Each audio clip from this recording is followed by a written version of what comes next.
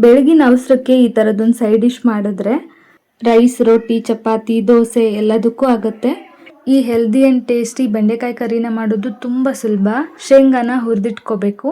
ನಂತರ ಬೆಂಡೆಕಾಯಿನ ಸ್ವಲ್ಪ ಉದ್ದುದ್ದಕ್ಕೆ ಕಟ್ ಮಾಡಿಕೊಂಡು ಎಣ್ಣೆಲಿ ಚೆನ್ನಾಗಿ ಲೋಳೆ ಎಲ್ಲ ಹೋಗೋವರೆಗೂ ಫ್ರೈ ಮಾಡಿ ತೆಗೆದಿಟ್ಕೋಬೇಕು. ನಂತರ ಎಣ್ಣೆ, ಸಾಸಿವೆ, ಜೀರಿಗೆ, ಒಣಮೆಣಸು, ಹಸಿಮೆಣಸು, ಕರಿಬೇವು, ಈರುಳ್ಳಿ, ಶುಂಠಿ ಬೆಳ್ಳುಳ್ಳಿ ಪೇಸ್ಟನ್ನು ಹಾಕಿ ಚೆನ್ನಾಗಿ ಹಸಿ ವಾಸನೆ ಎಲ್ಲ ಹೋಗೋವರೆಗೂ ಫ್ರೈ ಮಾಡ್ಕೊಳ್ಬೇಕು.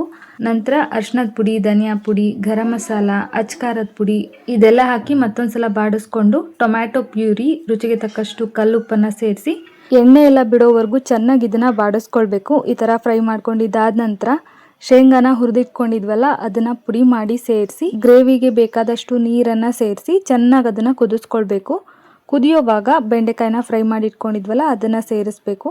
ಬೇಕು ಅಂದರೆ ಸ್ವಲ್ಪ ಬೆಲ್ಲ ಕೂಡ ಸೇರಿಸಿ 2-3 ನಿಮಿಷ ಲಿಡ್ ಕ್ಲೋಸ್ ಮಾಡಿ ಬೇಯಿಸ್ಕೊಂಡು ಕೊತ್ತಂಬರಿ ಸೊಪ್ಪು ಹಾಕಿದ್ರೆ ಆಗೋಯ್ತು.